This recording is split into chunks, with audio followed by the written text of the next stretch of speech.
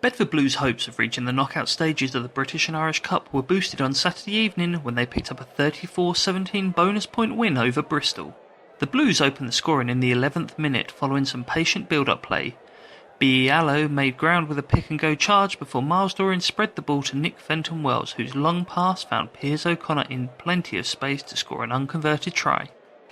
Bristol didn't take long to respond though, as they pinched the Blues line-out ball and set up an attack which resulted in Tommaso Benvenuti crossing the line and Matthew Morgan converting. But Bedford was soon on the attack again, and an accidental offside gave the Blues a scrum, with Henry Taylor pulling the strings and sending his troops forward. A ruck 8 metres from the line was all the invitation that Paul Tupai needed, as he picked up and charged forward with the Samoan bulldozer stretching over the whitewash to score, and Dorian added the extras to make it 12-7. The Blues fans were sent into Wonderland 3 minutes later as the home side racked up their third try of the afternoon.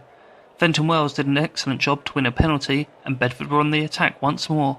Pat Tapley shrugged off a tackle to hurtle into the Bristol 22 with his momentum almost carrying him over the line before the ball was recycled and Dorian sent a looping pass out to Dean Adamson, who scored in the corner.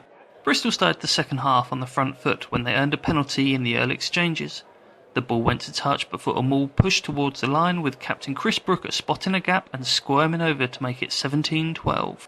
Bedford didn't let the early setback stop them though, and secured the try bonus point soon afterwards when a seemingly strong line-out throw came back on the Blues side, with Miles Dorian latching onto the ball to score under the posts. The Blues weren't done though, and in the 54th minute they stretched their lead with a Dorian penalty before going over for a fifth try. After failing to find touch with a penalty, Bristol were made to pay as O'Connor started a move which saw Harry Wells sweeping forward. Mark Flanagan showed great awareness to take in a bouncing pass and release Michael Le Bourgeois, who drew in the final defender before passing out to Adamson to cross for his second of the afternoon, and Jake Sharp converted. Bristol were to have the final score of the game though, when Nick Kosher crashed over from close range following some good build-up play from his fellow forwards, but there was nothing that was going to take the shine off Bedford's day. The Blues are next in action on New Year's Day against London Scottish.